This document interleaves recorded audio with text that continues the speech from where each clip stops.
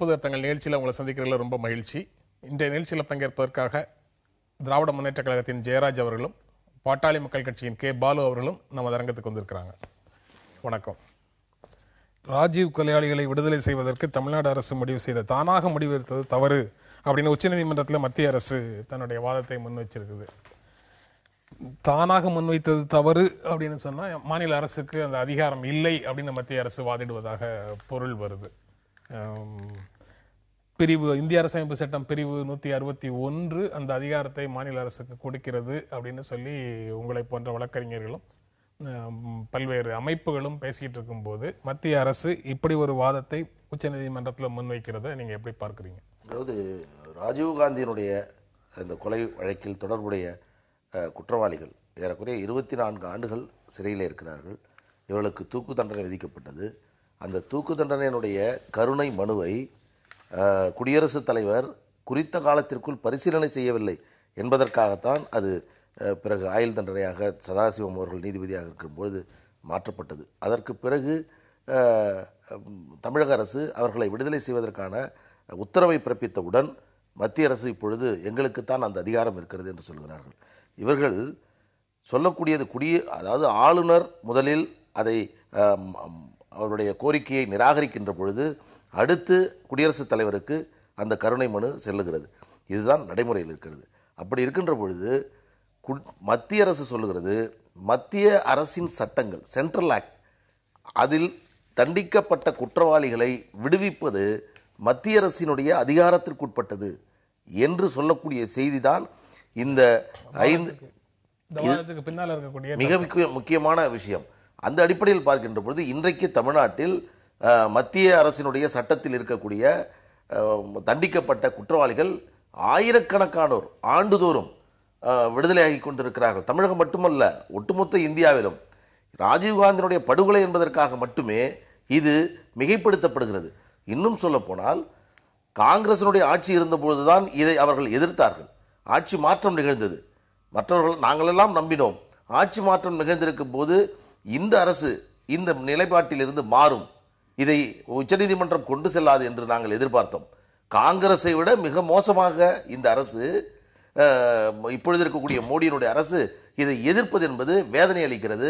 ஏறக்குறைய அவர்களுடைய வாழ்நாள் முழுவதையும் அவர்கள் சிறையிலே கழித்திருக்கக்கூடிய இந்த வேளையில் ஒரு சிறை கைதியை விடுவிப்பதற்கு, அவர் எந்த குற்றம் நிகழ்த்தினாலும் அவரை விடுவிப்பதற்கு காரணமாக எதை எடுத்துக் கொள்கிறார்கள் என்று சொன்னால் நன்னடத்தை. சிறையிலே அவர்கள் இருக்கின்ற காலத்தில் அவர்கள் எப்படி இருந்தார்கள், அவர்கள் நன்னடத்தையாக நடந்து கொண்டார்களா, அங்கு பயனுள்ள வேலைகளை செய்தார்களா என்பதை மதிப்பீடு செய்துதான் ஒருவரை விடுவிக்கிறார்கள்.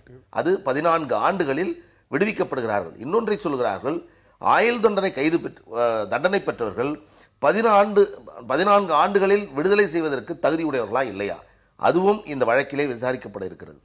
இந்த மாதிரி பல கேள்விகள் இந்த வழக்கினுடைய தீர்ப்பின் கீழ் விடை கிடைச்சிரும் அப்படின்னு நம்புறோம். ஏற்கனவே மத்திய அரசின் சட்டத்திற்கு உட்பட்டு இவங்களுக்கு வழங்கப்பட்ட தண்டனைகளில் இருந்து தண்டனை காலம் எல்லாம் அவங்க முடிச்சிட்டாங்க. அதனால தமிழ்நாடு அரசுக்கு முழு அதிகாரம் இருக்கிறது அப்படின்னு சொல்லி தமிழ்நாடு அரசு வாதிடுது. நீங்க எப்படி பார்க்குறீங்க அந்த இதை? இல்லை, இது திட்டமிடப்பட்டு சிக்கலாக்கி விட்டதோ என்ற ஒரு எண்ணம் தான் எனக்கு எழுகின்றது. இதில் கவனிக்கப்பட வேண்டிய விஷயம், நான் பாலு சொன்னதை போல சென்ட்ரல் ஆக்டிற்கும் இங்கே இருக்கிற நம்ம தமிழக அரசினுடைய சட்டங்களுக்கும் இருக்கிற வேறுபாட்டை களையக்கூடிய வழக்காகத்தான் இதை நாம் பார்க்க வேண்டும். அதிலும் குறிப்பாக இந்த வழக்கு அரிதிலும் அரிதான வழக்கை போல இங்கே விசாரிக்கப்படுவது எல்லோருக்கும் ஒரு நீதி, குறிப்பிட்ட ஒரு வழக்குக்கு மட்டும் ஒரு நீதி என்கின்ற ஒரு மாய தோற்றத்தை உருவாக்குகின்றது. காங்கிரஸ் அரசும் பிஜேபி அரசும் இருவேறு கட்சிகளாக இருந்தாலும் இருவரும் ஒரே முகத்தை கொண்டவர்கள் தான் என்பதை இந்த ஒரு வழக்கு இன்றைக்கு நிரூபிக்கின்ற வகையில் அமைந்திருக்கிறது. இதில் 24 ஆண்டுகள் என்கின்ற அந்த அளவுகோல் இருக்கிறது அல்லவா, அந்த அளவுகோலை நிர்ணயித்தது இன்றைக்கு சிறைத்துறை டிஐஜிக்குத்தான் அதிகாரம் இருக்கிறது. ஒரு விடுதலை கைதியை விடுதலை செய்யக்கூடிய அதிகாரம் இருக்கிறது. மாநில அரசு இன்றைக்கு பரிந்துரை செய்ய முடியும், பரிந்துரை செய்வதை முடிவெடுக்கக்கூடிய இடத்தில் இருக்கிறது சிறைத்துறை டிஐஜி. ஆனால் இன்றைக்கு சிறையின் நன்னடத்தை விதிகளை பூர்த்தி செய்ததற்கு பிறகும் 24 ஆண்டுகள் அவர்கள் சிறையில கழித்ததற்கு பிறகும் அவர்களுடைய விடுதலை இப்படி சிக்கலாக்கப்படுவது இன்றைக்கு பல கேள்விகளை, பல சந்தேகங்களை இன்றைக்கு எழுப்பியிருக்கிறது. குறிப்பாக நான் இதை இங்கே ஒரு ட்ரையல் முடிந்ததற்கு பிறகு இங்கே ஒரு தீர்ப்பு முடிந்ததற்கு பிறகு உயர்நீதிமன்றத்திற்கு அந்த வழக்கு போனதற்கு பிறகும் அதற்கு பிறகு அது உச்சநீதிமன்றத்திற்கு போனதற்கு பிறகும் இன்னும் சிபிஐ கையில் விசாரித்த வழக்கை மத்திய அரசு தலையிட வேண்டும், மத்திய அரசு அதில் முடிவெடுக்க வேண்டும் என்று சொல்வது என்பது வியப்புக்குரியதாக இருக்கிறது.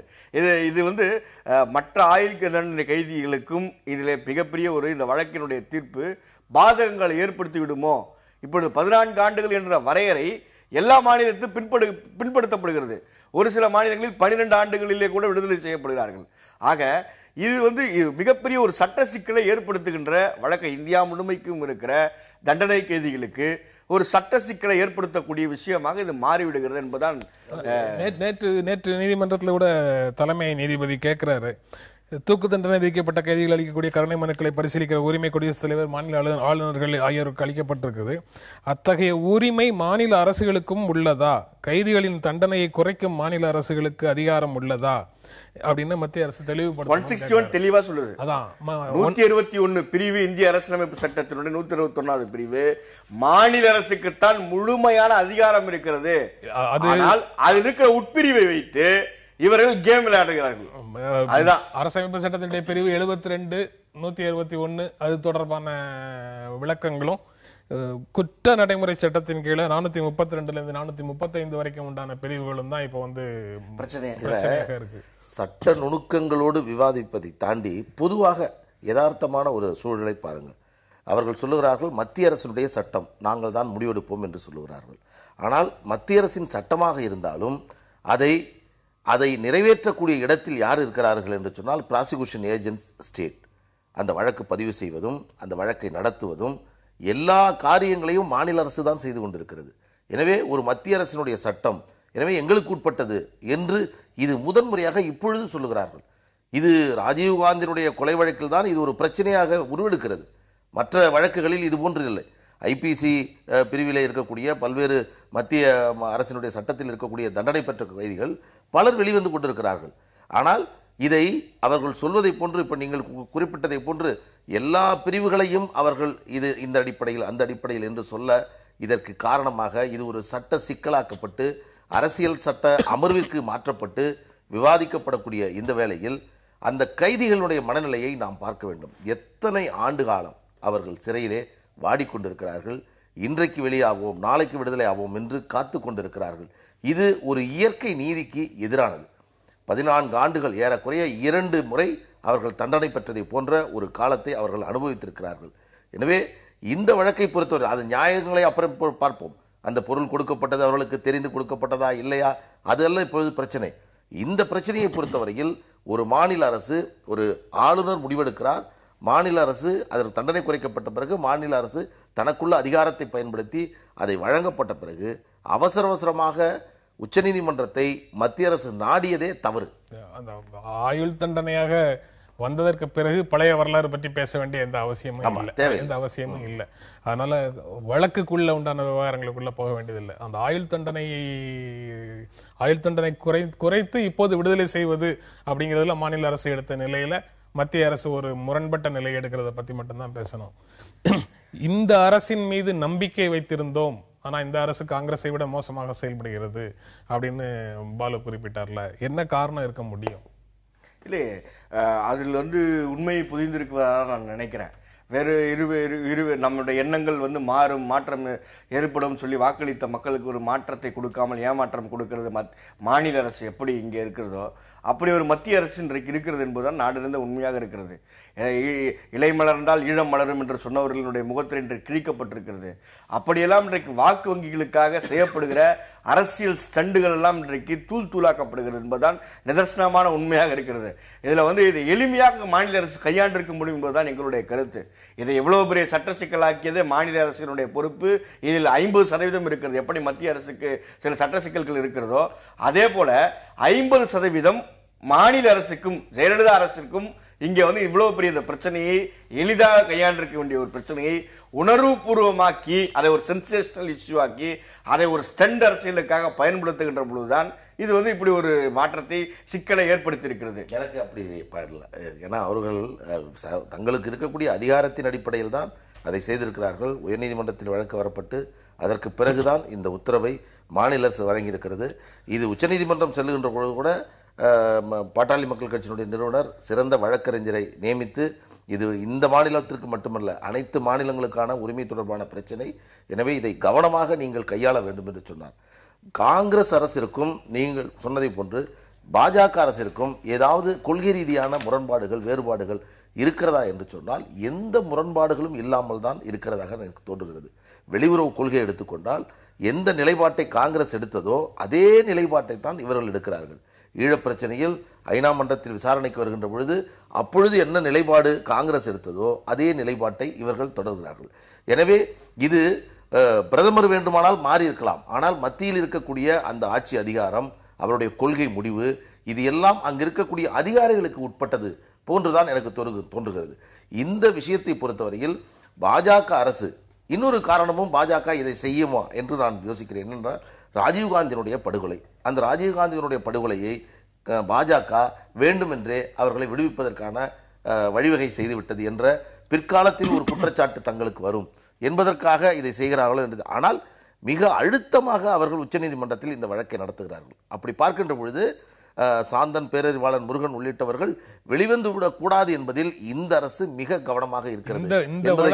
இந்த வழக்கை முன்னுதாரணமாக வைத்து பிரசிடென்ட்ஸாக வைத்து வேறு சிறைகளிலே வாடக்கூடியவர்கள் தங்களுடைய தண்டனை குறைப்பையும் தங்களுடைய விடுதலையையும் முன்னிறுத்தி வாதாடுறதுக்கான இடம் வந்துவிடக் கூடாது அப்படிங்கிறது கூட அவர்களுடைய நோக்கமாக இருக்கலாம். இல்ல, அப்படி கிடையாது. நான் என்ன சொல்றேன், இது பாதிப்பாயிடக்கூடாது மற்றவர்களுக்கு. இப்போ இந்த தீர்ப்பின் மூலமாக ஒரு சாதாரண குற்றம் நிகழ்த்து உள்ளே இருக்கக்கூடியவர்களுக்கு இதை முன்னுதாரணமாக காட்டி விடுவிக்க கூடாது என்று சொல்லக்கூடிய ஒரு சூழலும் இப்பொழுது இருக்கிறது. ஆனால் இயற்கையாக அவர்களுடைய நிலைமையை பார்த்தீர்கள் என்று சொன்னால் மிக மிக மோசமான ஒரு நிலைமையில் நாம் இருந்து கொண்டிருக்கிறோம். 5 நீதிபதிகள் இன்றைக்கு விசாரித்துக் கொண்டிருக்கிறார்கள். நேற்று முடிக்க வேண்டிய அந்த வழக்கு அவர் மீண்டும் இன்றைக்கும் நான் விசாரிக்க வேண்டும், வாதிட வேண்டும் என்று மத்திய அரசினுடைய வழக்கறிஞர் சொல்லுவதனால் நின்று ஒத்திவைக்கப்பட்டிருக்கிறது. இதனுடைய தீர்ப்பு என்றைக்கு வரும் தெரியவில்லை. இதையெல்லாம் பார்க்கின்ற பொழுது அவர்களுடைய வாழ்நாளை சிறையில் தான் கழிக்க வேண்டுமோ என்ற ஒரு அச்சமும் கவலையும் நமக்கெல்லாம் இருக்கிறது. 1 மணி நேரம் நீங்களாக தொடர்ந்து மாலை 4 மணி வரைக்கும் நடைபெற்றிருக்கிறது இந்த வழக்கினுடைய விசாரணை. அதிலே இவ்வளவு கடுமை காட்ட வேண்டிய அவசியம் மத்திய அரசிற்கு என்ன மாதிரியான நெருக்கடி வந்தது, யாரிடமிருந்து ஒரு நெருக்கடி வந்தது, எப்படிப்பட்ட அரசு நெருக்கடிக்காக இப்படி ஒரு முடிவு இவர்கள் எடுக்கிறார் என்று தெரியவில்லை. வழக்கை வழக்காக கையாள வேண்டும் என்பதுதான் நம்முடைய கோரிக்கை. நீங்கள் எல்லா வழக்கும் கூட ஒரு முக்கியத்துவம் கொடுப்பார்களா என்பதெல்லாம் எனக்கு தெரியவில்லை. இருந்தாலும் கூட ஒரு வழக்கிற்கு இவ்வளவு முக்கியத்துவம் கொடுத்து இவ்வளவு தூரம் அதற்கு ஆர்கியூ பண்ணி 100 நாளைக்கு ஒத்திவையுங்கள் என்று கேட்டு நான் வாதத்தை தொடர்கிறேன் என்றெல்லாம் கேட்பது என்பது புதிய நடைமுறையாக நான் பார்க்க முடிகிறது. அதிலும் குறிப்பாக இவர்கள் இவ்வளவு கடுமை இந்த வழக்கிலே காட்ட வேண்டியது இதற்கு பின்னணியில் இருக்கிற ஒரு அரசியல் இருக்குமோ, அரசியல் இருக்கிறது என்பதுதான் நம்முடைய சந்தேகம். சட்ட ரீதியாக நிறைய கேள்விகளை முன்வைத்து இந்த வழக்குக்குள்ள நிற்குது. அரசியல் சாசன அமர்வு பதிலளிக்க வேண்டிய கேள்விகள் அப்படின்னு சொல்லி பல கேள்விகளை, அதையும் தாண்டி அரசியல் இருக்கிறது என்பதுதான் என்னுடைய பார்வை. சட்ட சிக்கல் இருக்கிறது, பல பேரினுடைய வாழ்க்கை கேள்விக்குறியாக்கப்பட்டிருக்கிறது. அந்த பல பேருடைய வாழ்க்கையை மத்திய அரசு கருத்திலே கொள்கிற அரசியல் இருக்கிறது போலதான் தெரிகிறது. தண்டனை வழங்கப்பட்டவர்களுக்கு கூட பெரோல் என்பது வழங்கப்படும், ஆனால் இவர்களுக்கு அது கூட வழங்கப்படவில்லை. எனவே இது ஒரு பல சூழல்களில் பல வழிகளில் நீங்கள் பார்த்தீர்கள் என்று சொன்னால் இவர்களுக்கு ஏற்பட்டிருக்கக்கூடியது சட்டத்தின் முன் குற்றவாளியாக இருந்தாலும் தண்டிக்கப்பட்டவர்களாக இருந்தாலும் அவர்களுக்கு வழங்கக்கூடிய உரிமையை, அவர்களுக்கு வழங்கக்கூடிய சலுகையை இந்த குற்றவாளிகளுக்கு வழங்கவில்லை என்பது மிக தெளிவாக தெரிகிறது. தமிழகத்தில் சிறப்பாக செயல்பட்டு வர்ற 200 ஊராட்சி மன்ற தலைவர்களுக்கு பரிசளிக்கும் நிகழ்ச்சி நேற்று டெல்லியில் கான்ஸ்டியூஷன் கிளப்ல நடந்திருக்குது. தமிழ்நாடு கிராம பஞ்சாயத்து தலைவர்கள் கூட்டமைப்பு, மகாத்மா காந்தி தேசிய ஊரக வேலைவாய்ப்பு திட்ட ஊழியர்கள் சங்கம், தமிழ்நாடு பாரதிய ஜனதா கட்சி வர்த்தகர்கள் பிரிவு, இந்த 3 அமைப்புகளும் சேர்ந்து அந்த நிகழ்ச்சியை நடத்தியிருக்கிறாங்க. இதுல பேசிய மத்திய அமைச்சர் பிரேந்தர் சிங், தமிழ்நாட்டில் இருக்கக்கூடிய திராவிட முன்னேற்ற கழகமும் அனைத்து இந்திய அண்ணா திராவிட முன்னேற்ற கழகமும் ஊழல் நிறைந்த 2 கட்சிகள், எனவே தமிழ்நாட்டில் பாரதிய ஜனதா கட்சி ஆட்சி அமையணும் அப்படின்னு சொல்லி பேசியிருக்காரு. பேசின உடனே இந்த ஊராட்சி மன்ற தலைவர்கள் மத்தியில எதிர்ப்பு வந்தது அப்படின்னு நாளிதழில் ஒரு செய்தி இருக்கு. இங்கே சிறப்பாக செயல்பட்ட 200 ஊராட்சி மன்ற தலைவர்களை டெல்லியில கூப்பிட்டு ஒரு விழா நடத்துறாங்க. அதனுடைய இங்க இருக்கக்கூடிய பிற ஊராட்சி மன்ற தலைவர்களுக்கு ஒரு உத்வேகம் அளிக்கிற விதத்துல அதை சென்னையிலேயோ திருச்சியிலேயோ மதுரையிலேயோ நடத்தாம டெல்லியிலேயே நடத்துறாங்கன்னு ஒரு கேள்வி வருது. அதற்கு பிறகு அங்கு வந்தவரும் வந்து பல்வேறு அரசியல் பின்புலத்திலிருந்து வந்த தலைவர்கள் இதுல இருப்பாங்கங்கிறது புரியாம திமுகவையும் அதிமுகவையும் கடுமையாக விமர்சிச்சு அவர் ஏன் பேசுறாருங்கிறதும் புரியல. நீங்க அந்த செய்தியை எப்படி பார்க்கிறீங்க? அதாவது திமுகவும் அதிமுகவும் ஊழல் கட்சிகள் என்பதில் எந்த மாற்று கருத்தும் இல்லை.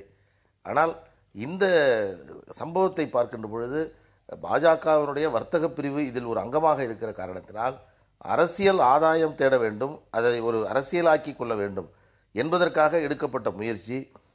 ஒரு அமைச்சர் தனக்கு வழங்கப்பட்டிருக்கக்கூடிய கடமை பொறுப்பின் அடிப்படையில் ஒரு அமைச்சராக வந்து அந்த நிகழ்ச்சியிலே கலந்து கொண்டு கருத்துக்களை சொல்லியிருந்தால் அது நிச்சயமாக இந்த விமர்சனத்திற்கு வந்திருக்காங்க. ஆனால் ஒரு அமைச்சராக இதுபோன்று 200 பிரதிநிதிகளுக்கு முன்பாக ஒரு அரசியல் இயக்கத்தை குறை சொல்லி பேசுவது என்பது ஏற்புடையதாக எனக்கு தெரியவில்லை. இது நீங்கள் குறிப்பிட்டதை போன்று தமிழகத்தில் வந்து ஒரு பெரிய விழாவை நடத்தி இந்த 200 பேரையும் சிறப்பித்து கௌரவித்து அந்த நிகழ்ச்சியை சேர்ந்தால் ரொம்ப நன்றாக இருந்திருக்கும். இது முழுக்க முழுக்க ஒரு அரசியலுக்காக செய்யப்பட்ட ஒரு நிகழ்ச்சியாகத்தான் நான் பார்க்கிறேன். ஜெயராஜ், நீங்க எப்படி பாக்குறீங்க? இது ஒரு அரசு விழா, அரசு சார்ந்த விழாவா என்பது நம்ம சந்தேகத்துக்குரிய விஷயமா இருக்கு. அரசு விழா இல்ல போல தெரியும். அரசு கிளப்ல பண்ணிருக்காங்க, அதனாலதான் நான் சொல்றேன், கிளப்ல பண்ணிருக்காங்க, அரசு விழா மாதிரி தெரியல. ஆனால் வந்து வர்த்தக பிரிவினுடைய தலைவர் சி நரசிம்மன், தமிழ்நாடு கிராம பஞ்சாயத்து தலைவர்கள் கூட்டமைப்பின் தலைவர் முனியாண்டி, தில்லி பாஜக நிர்வாகிகள் சேர்ந்து நடத்துகிற மாதிரி தான் இது வந்து இருக்கு. ஆனால் இவர்களினுடைய நிகழ்ச்சிக்கு எப்படி 200 பஞ்சாயத்து தலைவர்கள் போனார்கள் என்பதை கேள்விக்குறியாக இருக்கிறது.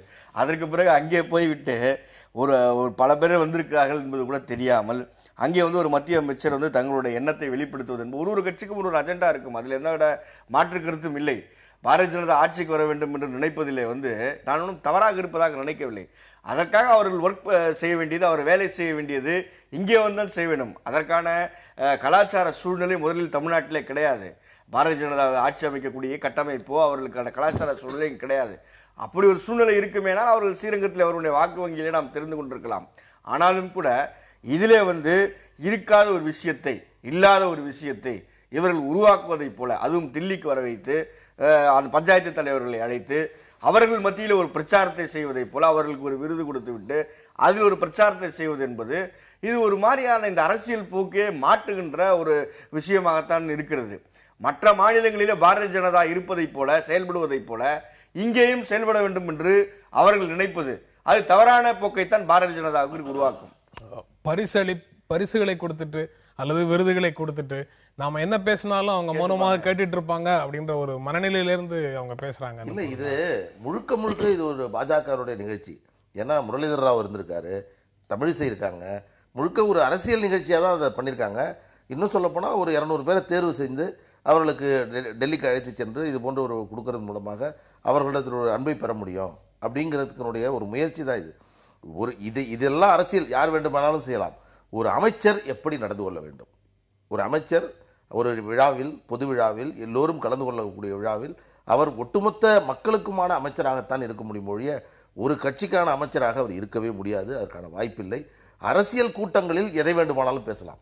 அவருக்கு இருக்கக்கூடிய அவர்களுடைய கட்சியினுடைய கூட்டம், பொதுக்குழு, செயற்குழு, இது போன்ற நிகழ்ச்சிகளில் பேசுவது என்பது இது கிட்டத்தட்ட தமிழ்நாடு பாரதிய ஜனதா கட்சியினுடைய வர்த்தக பிரிவு நடத்தக்கூடிய விழா அப்படின்னு சொல்லி அவர் நினைச்சு என்ன கோளாறுனா, பாஜகவே அகில இந்திய அளவில் இன்றைக்கு வந்து தேர்தல் நடந்து முடிக்கப்பட்டு மோடி பிரதமராகி எல்லாம் நடந்து விட்டது.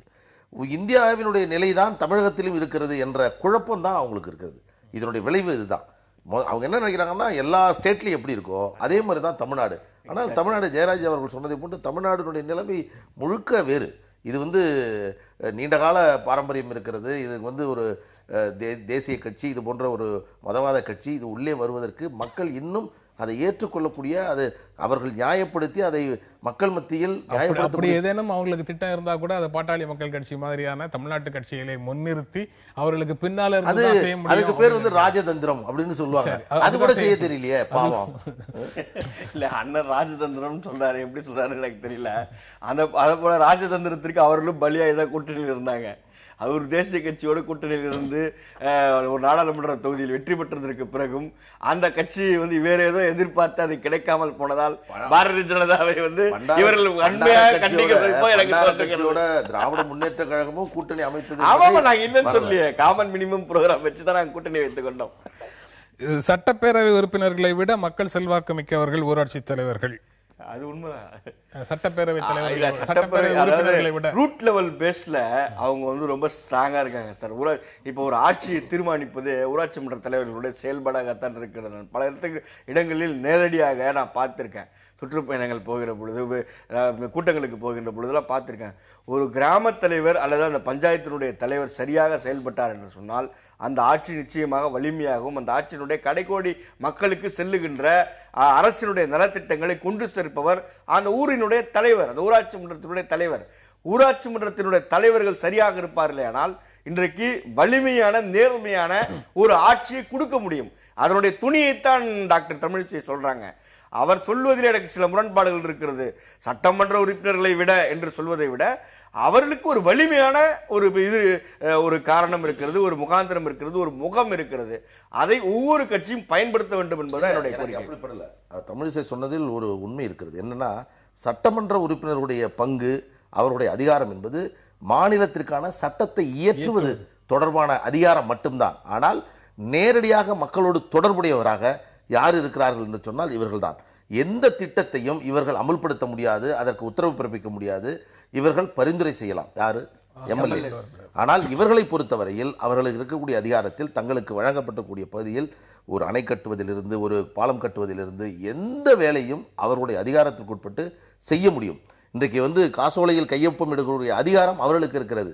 நமக்கு இருக்கிறதா, எம்எல்ஏக்களுக்கு இருக்கிறதா என்று சொன்னால் இல்லை. அந்த அடிப்படையில் பார்க்கின்ற பொழுது உள்ளாட்சி மன்றத்தினுடைய பிரதிநிதிகள் தான் மக்களுடைய நேரடி பிரதிநிதிகள். அவர்கள்தான் மக்களுடைய கோரிக்கை, மக்களுடைய தேவை என்ன என்பதை அறிந்து புரிந்து செய்யக்கூடியவர்கள். அதையும் தாண்டி அவர்களுக்கு அதிகாரத்தையும் உள்ளாட்சியினுடைய சட்டத்தின் கீழ் அவர்களுக்கு வழங்கப்பட்டிருக்கிறது. அந்த அடிப்படையில் தமிழிசை சொன்னது சரியாக கவனிக்கப்பட வேண்டிய விஷயம் அவர்களிடத்தில் இருக்கிறதா என்பதுதான். பல கிராமங்களிலே தலித்களை அந்த பதவியில உட்கார கூட வைக்க முடியாமல் அங்கே சாதி அரசியல் மேலோங்கி இருக்கிறது. எல்லா கட்சியும் நான் யாரையும் குறிப்பிட்டு நீங்க குறிப்பிட்ட பிரச்சனை ஒண்ணு இருக்கு. மனைவிகள் கணவர் தான் செயல்படுறாரு. அது இல்லாமலே கூட உள்ளாட்சி பிரதிநிதிகளுக்கு உரிய அதிகாரத்தை மாநில அரசு பகிர்ந்து கொடுக்கிறதா அப்படிங்கிற கேள்வியை பல 5 ஆண்டுகளாக பல ஆண்டுகளாக 2 கட்சியினுடைய ஆட்சியின் காலத்தில்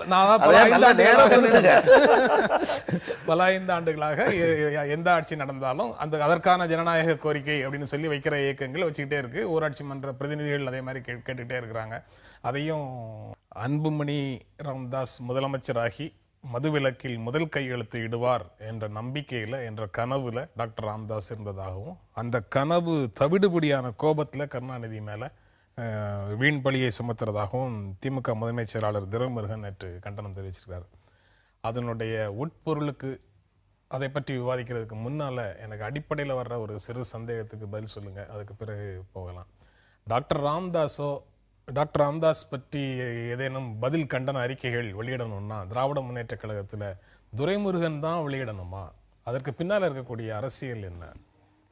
ஒண்ணுமே இல்லை. ரொம்ப சிம்பிள். அதாவது வன்னியர்களுக்காக பிரதிநிதித்துவத்தை யாரும் கொடுக்கவில்லை என்று சொல்லுகின்ற கோரிக்கையை முதலில் எழுப்பியவர்கள் பாட்டாளி மக்கள் கட்சி, இன்னும் குறிப்பாக டாக்டர் ஐயா அவர்கள். வன்னியர்கள் திமுகவிலே எந்த அளவுக்கு இருக்கிறார்கள் என்பது நாட்டு மக்களுக்கு அறிந்த உண்மை. அதிலும் திமுகவினுடைய முதன்மை செயலாளராக இன்றைக்கு பல ஆண்டு காலம் சட்டமன்ற உறுப்பினராக கட்சியினுடைய மூத்த தலைவராக இன்றைக்கு இருக்கிறார் அண்ணன் துரைமுருகன். அவர் ஒரு மூத்த தலைவருக்கு பதில் சொல்வது நாகரிகமான விஷயம் தானே, அதில் ஒன்றும் தவறில்லையே. அவருக்கு பதில் சொல்லு, நாங்கள் அப்படிதான் நினைக்கிறோம். நீங்க அந்த கேள்வி கேட்ட உடனேயே நான் அப்படியே மெய்சிலித்து நேற்று இரவு துரைமுருகனுடைய கடிதம் வந்தபோது என் மனதில் எழுந்த கேள்வி அதுதான். சாதி அரசியல் என்று எங்கள் மீது சாதி சேரை பூசக்கூடிய நீங்கள், நாங்கள் எல்லோருக்கும் பொதுவானவர்கள் என்று சொல்லக்கூடிய திராவிட முன்னேற்ற கழகம் எப்படி சாதி அரசியலை இந்த நாட்டில் செய்து கொண்டிருக்கிறார்கள்? ஒரு சாதி சாயம் பூச்சி ஒரு அரசியல் இயக்கத்தை எப்படி ஒடுக்க நினைக்க முடியும் என்பதனுடைய உள்நோக்கம்தான் இன்றைக்கு தாமரை செல்வனை வைத்து அன்புமணி ராமதாஸ் அவர்களுக்கு பதில் சொல்லுகிறார், துரைமுருகனை வைத்து மருத்துவர் ஐயா அவர்களுக்கு பதில் சொல்கிறார். உங்கள் இயக்கத்தில் எத்தனையோ தலைவர்கள் இருக்கிறார்கள், இந்த பிரச்சனையை எடுத்துக்கொள்ளுங்கள். இப்பொழுது மதுவிற்கு தொடர்பாக மருத்துவர் ஐயா அவர்கள் விடுத்திருக்கக்கூடிய இந்த கோரிக்கையில் சாதி தொடர்பான பிரச்சனை ஏதாவது இருக்கிறதா என்றால் எதுவும் இல்லை. இது பொது பிரச்சனை. இது மது தொடர்பான பிரச்சனை. நாங்கள் எழுப்பி இருக்கக்கூடிய எந்த குற்றச்சாட்டிலும் இடஒதுக்கீடு தொடர்பாகவோ மற்ற எந்த பிரச்சனையும் சொல்லாத சூழலில் இந்த அறிக்கையில் நீங்கள் சொல்லக்கூடிய செய்தி, அதற்கு பிறகு நாங்கள் தான் அழைத்து வந்து உங்களுக்கு இடஒதுக்கீடு கொடுத்தோம். என்ன அரசியல் இது? ஏன் இதை செய்ய வேண்டும்? இன்னொன்றை சொல்கிறேன், ஒருவேளை சாதிய உணர்வோடு இருக்கக்கூடிய கட்சிகளாக இருந்தால் கூட அதை ஒரு பொதுவான ஒரு இயக்கங்களாக மாற்ற வேண்டிய ஒரு பொறுப்பு, ஒரு கடமை கலைஞருக்கு இல்லையா? இத்தனை ஆண்டுகள் தமிழ்நாட்டில் ஆட்சி செய்தார், மிகப்பெரிய ஒரு அரசியல் தலைவராக இருக்கிறார். இந்த நாடு ஒரு சாதி இல்லாத ஒரு சமூகமாக மாற வேண்டும், அதற்கு எந்த வகையிலும் நான் வழிவகுத்து விட மாட்டேன் என்று சொல்லக்கூடிய ஒரு எண்ணம் அவருக்கு இருக்கிறது என்று சொன்னால் இந்த துரைமுருகன் அவர்களை வைத்து இந்த அறிக்கையை அவர் விட்டிருக்க முடியாது. சரி, அதோட விட்டுட்டு நம்ம சப்ஜெக்டுக்குள்ள வந்துடலாம். கனவுகள் தவிடுபடியான கோபம் அப்படின்னு சொல்லி துரைமுருகன் சொல்றாரு. டாக்டர் ராமதாஸுடைய கனவுகளை தவிடுபடி ஆக்குவதற்காகத்தானே நீங்க வந்து இந்த முழக்கத்தையும் நீங்க முன் வச்சிருக்கிறீங்க. தேர்தல் வந்தால், ஆட்சிக்கு வந்தால் மது விலக்கை நடைமுறைப்படுத்துவோம் அப்படின்னு சொல்றதுக்கு பின்னால அவர் ஏற்கனவே ராமதாஸ் சொன்ன கோரிக்கையை நீங்க சொல்வதன் மூலமாக இப்ப ஒட்டுமொத்த கவனமும், ஊடகங்கள் மக்களுடைய ஒட்டுமொத்த கவனமும், உங்களுடைய கட்சி அமைப்பினுடைய கவனமும் உங்க பக்கம் வந்துருது. அதனால ராமதாசனுடைய கனவை தவிடுபடி ஆக்கணுங்கிற நோக்கத்துல தானே நீங்க சொல்லியிருக்கீங்க. இல்லை, அப்படி இல்லை. இது டாக்டர் ஐயாவிற்கு மட்டும் சொந்தமான ஒரு விஷயமாக நாம் இதை பார்க்க முடியாது. சமுதாய பிரச்சனை. அதில் குறிப்பாக மகாத்மா காந்திக்கு பிறகு மதுவிலக்கை கொள்கை தனக்கே சொந்தம் என்று டாக்டர் ராமதாஸ் நினைத்து கொண்டிருக்கிறார் என்று அவருடைய வரியிலே இருக்கிறது. எப்படி அவருடைய நடவடிக்கை, அவருடைய பேச்சு, அவரிடம் இருந்த அரசியல் பால் இன்றைக்கு அந்த பந்து தட்டி பறிக்கப்பட்டிருப்பதாக அவர்கள் நினைப்பது, அவர்கள் கட்சிக்கு இருக்கிற பதட்டம் என்றால் இதை அவர்கள் முன்வைத்தான் அரசியல் செய்து கொண்டிருந்தார்கள் இவ்வளவு நாட்கள். இன்னொன்னு, தங்களை சாதி கட்சி என்ற அடையாளத்திலிருந்து பிரித்துக் கொள்வதற்காக, வெளியே வருவதற்காக காட்டுகின்ற அந்த நடைமுறை. ஆனால் அதனுடைய செயல்பாடு இல்லை. இன்றைக்கு அண்ணன் பாலு சொன்னதை போல ஏன் நீங்கள் ஒரு வன்னியரை வைத்து எங்களுக்கு பதில் சொல்லுகிறீர்கள் என்று கேட்கிறாரே, நீங்க தான் சொன்னீர்கள் வன்னியர் ஓட்டு அந்நியருக்கு இல்லை என்று சொன்னீர்கள். அந்நியர் ஓட்டு இன்றைக்கு கேட்கிறீர்கள். நாங்கள் என்ன சொல்றோம்? எங்கள் கட்சியினுடைய பிரதிநிதி, எங்கள் கட்சியினுடைய முதன்மை செயலாளர் டாக்டர் யாவுக்கு மரியாதை கொடுக்கிறார், பதில் கொடுக்கிறார். இதுல என்ன தவறு இருக்கிறது? என்ன அரசியல் சாயம் இருக்கிறது? அதனையும் தாண்டி இந்த விஷயத்தை பொறுத்த வரைக்கும் காந்தியவாதி சசிபெருமாளில் இருந்து, தமிழறிவி மணியனிலிருந்து, அண்ணன் வைகோவில் இருந்து, அண்ணன் தொல் திருமாவளவனில் இருந்து எல்லோரும் போராடுகிறார்கள். எல்லோரும் இந்த கோரிக்கை வைக்கிறார்கள். எல்லாரும் போராடுகிறார்கள், எல்லாரும் கோரிக்கை வைக்கிறாங்க. நீங்க மட்டுமே அதை காயின் பண்றீங்க, உங்களுக்கான விஷயமாக அதை எடுத்துக்கொள்கிறீர்கள். இந்த அரசு இப்பொழுதே, இந்த நிமிடமே, இந்த நொடியே பூரண மதுவிலக்கை அமல்படுத்த வேண்டும் அப்படின்னு திமுக கோரிக்கை வைக்குதா? இல்லை, நாங்க ஆட்சிக்கு வந்தால் அதுதான் இருக்குது அரசியல். நான் இப்ப சொல்றேன் பாருங்க, அதை எப்படி வைக்க முடியாது என்று நான் சொல்றேன். ஏன்னு கேட்டா, டாக்டர் ஐயா கடந்த முறை சட்டசபைக்கே தலைமை செயலகத்திற்கே கலைஞரை நேரில் சந்தித்து சில கோரிக்கைகளை வைக்கிறார். அன்றைக்கு இலவச திட்டங்கள் வழங்கிய காரணத்தினாலே உடனடியாக மதுவிலக்கை அமுல்படுத்த முடியாது சொல்லி 2 மணி நேரம் கடையை திறப்பதை நேரத்தை குறைத்தார் கலைஞர். உடனடியாக இன்றைக்கு நடவடிக்கை எடுக்க முடியும் திமுகவால், சொன்னதை செய்யக்கூடிய தலைவர் கலைஞர் என்று ஏற்கனவே நாங்கள் நிரூபித்திருக்கிறோம். அதையும் தாண்டி இதுல குறிப்பாக 1300 பார்களை கோவிலுக்கு பக்கத்துல, சர்ச்சுக்கு பக்கத்துல, மசூதிக்கு பக்கத்துல, பள்ளிக்கு பக்கத்துல இருந்ததையெல்லாம் முற்றிலுமாக திமுக எடுத்து துளைத்தெறிந்தது. அதையும் தாண்டி புதிய கடைகளை இனிமேல் திமுக அரசை தொடங்க மாட்டோம் என்று கலைஞர் சட்டசபையிலே அறிவித்தார். 132 கடைகளை புதிதாக ஜெயலலிதா மேயர் திறந்திருக்கிறார். நீங்க சொன்ன பட்டியல் எப்படி கோரிக்கை வைக்க முடியும்? நீங்க சொன்ன பட்டியலாம் சரி, ஆனா 30 ஆண்டுகளாக புதிதாக தனியார் ஆலை துவங்குவதற்கான உரிமம் கொடுக்காம இருந்த தமிழ்நாட்டில் புரட்சி நடிகர் எம்ஜிஆர் இருங்க, ஆதாரம் இருக்கு, தேதியோடு இருக்கு. எம்ஜிஆர் கொண்டு வந்தார். முதலில் ராமச்சந்திர உடையாருக்கு அதை கொடுத்தார். திராவிட முன்னேற்ற கழக ஆட்சியில புதிதாக 5 நபர்களுக்கு கொடுத்தோம். தவறு இல்லையே சார். நான் கேட்கிறேன், தனிநபரினுடைய தொழில் உரிமையில் யாரும் தலையிடக்கூடாது. பெயரை வைத்து இப்பொழுது அவர்கள் சொல்லியிருக்கார்கள், அவர்கள் சுட்டி காட்டியவர்களே எல்லோரும் திமுகவினர் அல்ல. நான் என்ன கேட்கிறேன், இன்றைக்கு அண்ணன் திருமாவளவன் ஒரு கருத்தை வெளியிடுகிறார். இன்றைக்கு ஒரு குறிப்பிட்டவர்கள் யாரெல்லாம் சாராயம் காட்சி விட்டார்கள், அவர்களெல்லாம் இன்றைக்கு எந்த கட்சியில் இருக்கிறார்கள் என்ற பட்டியலை வெளியிட வேண்டும் என்று அண்ணன் திருமாவளவன் கேட்கிறார். அப்படி குறிப்பிட்டு ஒருவரை மட்டும் அல்லது ஒரு கட்சியை மட்டும் நாம் குறை சொல்லவே கூடாது. இன்றைக்கு அது அவருடைய தொழில், அவருடைய தொழில் செய்யும் உரிமை. அதை நீங்கள் எப்படி குறை சொல்லுங்கள் என்று எனக்கு தெரியவில்லை. இன்னும் கூட பாண்டிச்சேரியில் இருக்கிறவர்கள் ஒரு சில வியாபாரம் செய்கிறார்கள். டாக்டர் ஐயாவின் குடும்பத்தோடு நெருக்கமாக இருக்கிறவர்கள். அதற்காக அவர்களை வந்து குறை சொல்ல முடியுமா? பட்டியல் போட முடியுமா? அரசியல் இருங்க, நான் தவறான அரசியல் ரீதியாக சொல்றேன்.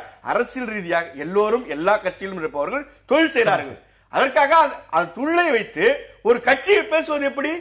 தனிநபர்களுடைய தொழில் உரிமையை வந்து நீங்க மதிக்காம அந்த கட்சியை சேர்ந்தவர்கள் செய்யக்கூடிய தொழிலை வச்சு கட்சி தலைமையை நீங்க வந்து விமர்சிக்கிறது ரைட்டா அப்படிங்கிற கேள்வியை அவர் முன்னாடி. அதாவது கனவு தகர்ந்து விடும் என்பதற்காக இப்படி துடிக்கிறார் என்று சொன்னார். நீங்க துவக்கத்தில் சொன்னீங்க, முதலமைச்சர் வேட்பாளராக வந்து அன்புமணி ராமதாஸ் அவர்கள் முதல் கையெழுத்தை இட்டு விடுவார் என்ற பயத்தின் காரணமாகத்தான் இந்த அறிவிப்பை கலைஞர் அவர்கள் வெளியிட்டிருக்கிறார்.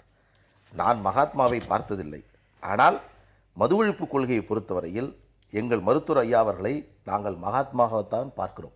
ஏனென்றால் கலைஞர் அவர்களிடம் இன்றைக்கு சொல்லுகிறார்களே, நாங்கள் நேரத்தை குறைத்தோம், நாங்கள் புதிதாக கடை திறக்க மாட்டோம் என்றெல்லாம் சொல்லக்கூடிய பல்வேறு நிகழ்ச்சிகளை அந்த கலைஞர் அவர்களிடமிருந்து பெற்று தந்தவர் யார் என்று சொன்னால் எங்கள் மருத்துவர் ஐயா தான்.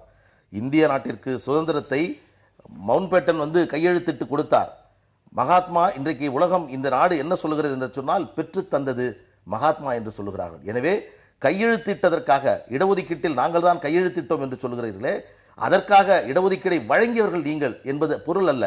அதை புரிந்து கொண்டு நீங்கள் செயல்பட வேண்டும். இன்னொன்றை சொல்லுகிறேன், இந்த விஷயத்தில் நீங்கள் சொல்கிறீர்கள் திராவிட முன்னேற்றக் கழகம் மீண்டும் ஆட்சிக்கு வந்தால் சமுதாய மாற்றத்திற்கும் ஏற்றத்திற்கும் வழிவகுக்கும் வகையில் மதுவிலக்கை அமல்படுத்த தீவிர நடவடிக்கை எடுக்கப்படும். இதுதான் முதல் அறிவிப்பு. இதில் பூரண மதுவிலக்கு என்ற வார்த்தை ஏன் இல்லை? திட்டமிட்டு வேண்டும் என்றே அதை இவர்கள் சொல்லவில்லை. இன்னொன்று, எப்பொழுது இதை அமல்படுத்த போகிறோம் எந்த வார்த்தை இதில் இல்லை.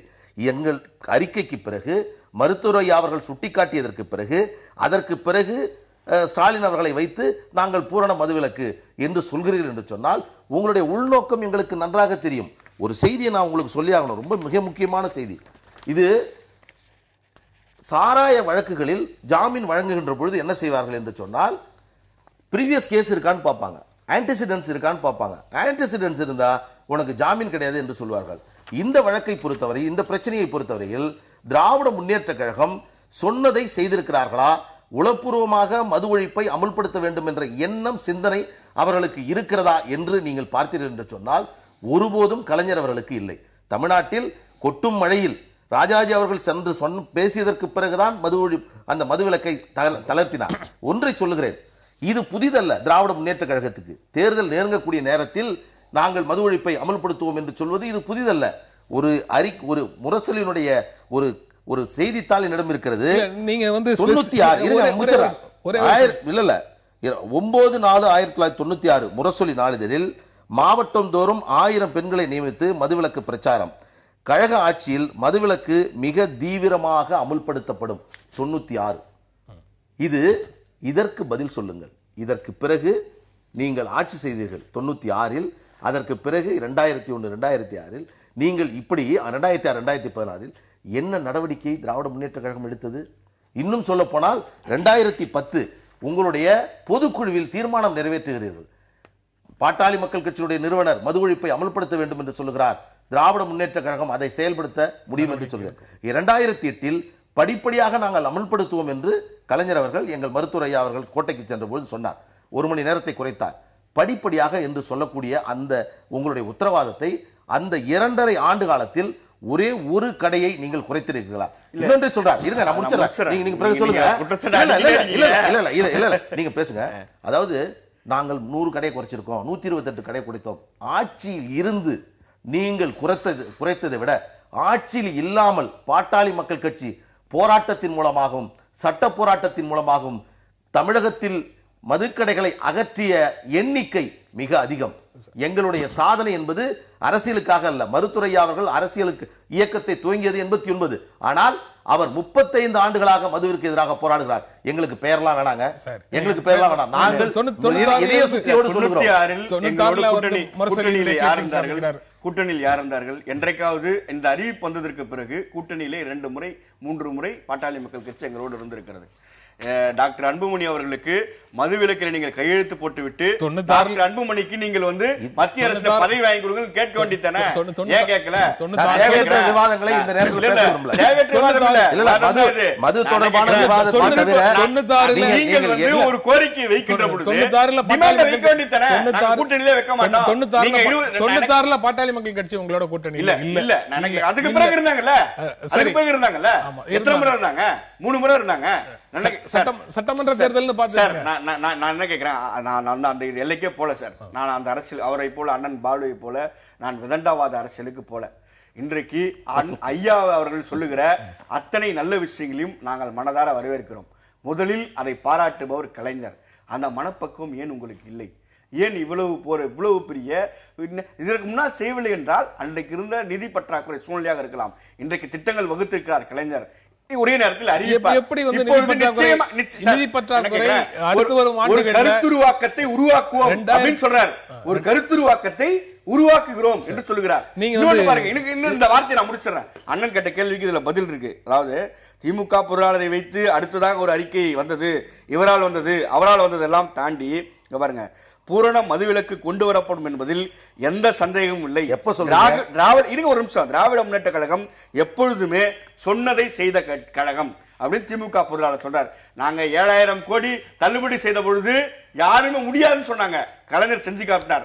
அதே போல அண்ணாமலை கொடுக்க முடியல, 96 2006 2 5 ஆண்டுகள் ஆச்சு. 2 5 ஆண்டுகள்ல நீங்க 96 நிறைவேற்றவில்லை அப்படின்னு சொல்லி ஒரு மிகப்பெரிய சமுதாய மாற்றத்தை ஏற்படுத்துகின்ற விஷயம். இதில் ஒரே கையெழுத்தில் ஒரே நாளில் முடிவெடுக்கப்படுகிற விஷயம் அல்ல. சரி, இன்னும் பல 5 ஆண்டுகள் தேவைப்படும். இன்னும் பல 5 ஆண்டுகள் தேவைப்படும். எம்ஜிஆர் கடை திறந்திருக்காரு, ஜெயலலிதா மதுக்கூடங்களை திறந்திருக்காங்க, தனியாருக்கு சாராய ஆலைகள் தொடங்க உரிமம் தந்திருக்காங்க எம்ஜிஆர் ஜெயலலிதாவும். ஆனா நீங்க திரும்ப திரும்ப திமுக மேலேயே எல்லா குற்றச்சாட்டுகளையும் முன்வைக்கிறீங்க. ஒரு தலைமுறையே சீரழிந்து போனதுக்கு திமுக தான் காரணம்னு அவங்கள மட்டும் கார்னர் பண்றீங்க. அண்ணா திமுக மேல இந்த மாதிரி குற்றச்சாட்டுகளை நீங்க சொல்றது இல்ல. நீங்க எங்களுடைய ஐயாவுடைய அறிக்கையை பார்த்தீர்கள், தனியாக இருக்கு. எல்லா விஷயத்தையும் திராவிட முன்னேற்ற கழகத்தையும் அனைத்து இந்திய அண்ணா திராவிட முன்னேற்ற நாங்க பிரிச்சு பார்க்கவே இல்லை. இந்த பிரச்சனையில் இன்றைக்கு இவர் சொல்லுகிறார், முன்வந்து சொல்லுகிறார், நாங்கள் மது ஒழிப்பை அமல்படுத்துவோம் என்று சொல்லுகிறார். அப்படி சொல்லுகின்ற பொழுது இதை நிறைவேற்றுவாரா என்ற நம்பிக்கை முதலில் ஏற்பட வேண்டும். இது வந்து இந்த அறிவிப்பை பொறுத்தவரையில் அறிவிப்பில்லை, இது வந்து கொள்கை அறிவிப்பில்லை. இங்க பாருங்க, கொள்கை மாற்றம் ஒரு கட்சிக்கு ஒரு நிலை மாற்றம் ஏற்படும் சார். நான் கேக்குறேன், இன்னைக்கு சட்டசபை கூட்டப்படவில்லை, 100 நாட்கள் ஆகிறது.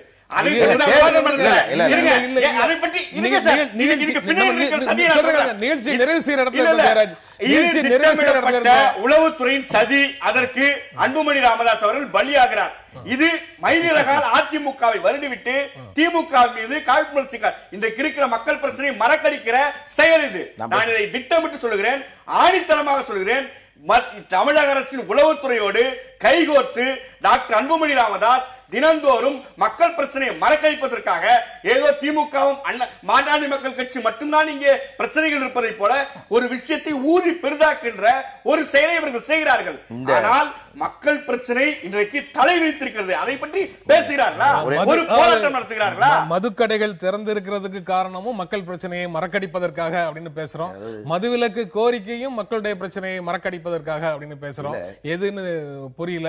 நீங்க நிகழ்ச்சி நிறைவு செய்யற இடத்துல இருக்கிறோம். உங்களுடைய இறுதியான சுருக்கமான கருத்து. இப்ப ஜெயராஜ் அவர்கள் உணர்ச்சி வசப்பட்டு பேசுறாரு. இன்றைக்கு பேச வேண்டிய விவாதத்திற்கும் இவருடைய கருத்துக்கும் துளியும் தொடர்பில்லை. அதுக்குள்ள நான் பேச விரும்பல. ஆனால் ஒரு செய்தியை சொல்லுகிறேன்.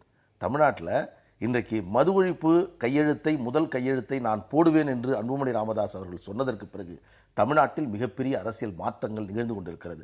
அவர் ஆட்சிக்கு வருவதற்கு முன்பாகவே இங்கு இருக்கக்கூடிய அரசியல் கட்சிகளுடைய மனதை மாற்றக்கூடிய அளவு வல்லமை ஒரு இளைஞருக்கு இருக்கிறது என்று சொன்னால் தமிழ்நாட்டில் ஒரு நல்ல அரசியலை பாட்டாளி மக்கள் கட்சி வழங்கும். நண்பர் அவர்கள் ஒன்றை சொன்னார், தொழில் என்று சொல்கிறார். எதெல்லாம் தொழில்?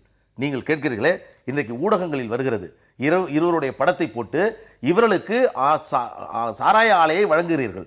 அந்த சாராய ஆலையை நடத்தக்கூடியவர்கள் கலைஞர் அவர்கள் இன்றைக்கு சொன்னால் நாளை மூடக்கூடியவர்கள். அந்த அளவில் இருக்கக்கூடிய இவர்களை தொழில் என்பது தடை செய்யப்பட்ட அல்லது போதைப் பொருள் கடத்தக்கூடியது அல்லது நான் பெயர் சொல்ல விரும்பவில்லை, இது இல்ல இது தொழில் என்று சொல்லிவிடக்கூடாது. இல்ல இல்ல நான் மீண்டும் சொல்றேன் நான் முடிச்சிடறேன். அதனால இன்னொன்னு சார், இவர்கள் ஆட்சியை பிடிக்கட்டும், எங்களுடைய வாழ்த்துக்கள். முதலில் திண்டிவனம் நகராட்சி கைப்பற்றி விட்டு தமிழ்நாட்டின் ஆட்சியை பிடிப்பதற்கான முயற்சியில ஈடுபடட்டும். இது ஆணவத்தினுடைய பேச்சு. ஒரு நாடாளுமன்ற உறுப்பினரை நாடாளுமன்ற உறுப்பினரை பெற முடியவில்லை உங்களால் புரிந்து கொள்ளுங்கள். 5 முறை ஆட்சி இருந்த கட்சியை ஜெயராஜ் போதும். ஜெயராஜ், இந்த நிகழ்ச்சியில பங்கேற்று உங்களுடைய கருத்துக்களை பகிர்ந்து கொண்டதற்கு எங்கள் நெஞ்சார்ந்த நன்றி. மீண்டும் சந்திப்போம். நன்றி, வணக்கம்.